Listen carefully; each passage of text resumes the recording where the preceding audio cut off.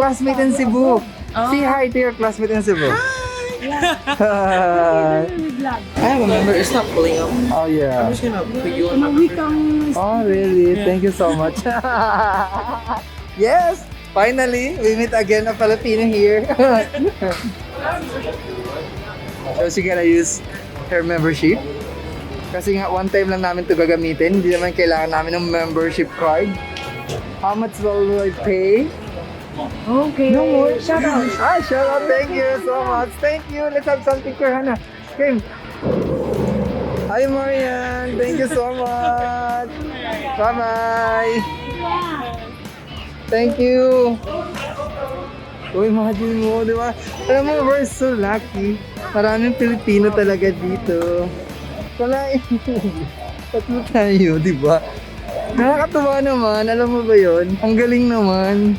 Kahapon sa Fine Arts, Filipino rin. Nakalibre din kami dun sa entrance.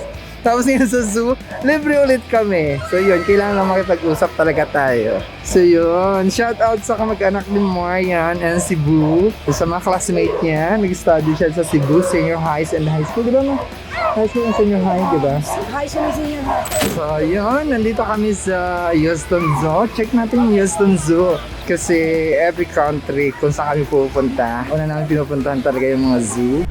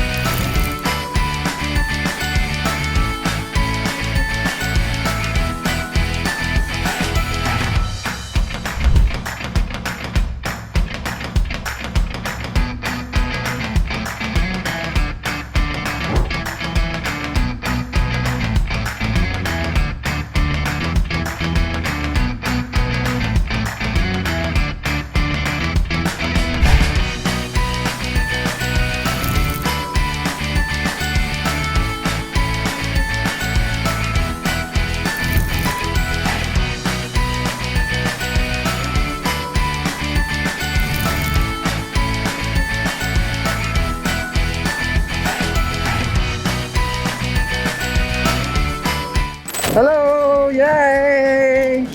Finish. Done. We're done! It's already 5 o'clock! Thank you, Marian! So yan, that's end from video at I hope nagustuhan nyo yung video ito, di ba? At may back, look! Roofing, that is clip lock profile.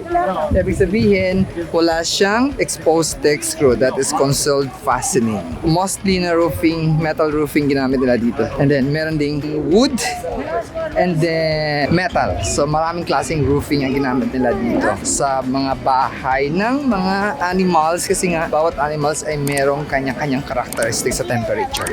Diba? So, yan. Bye!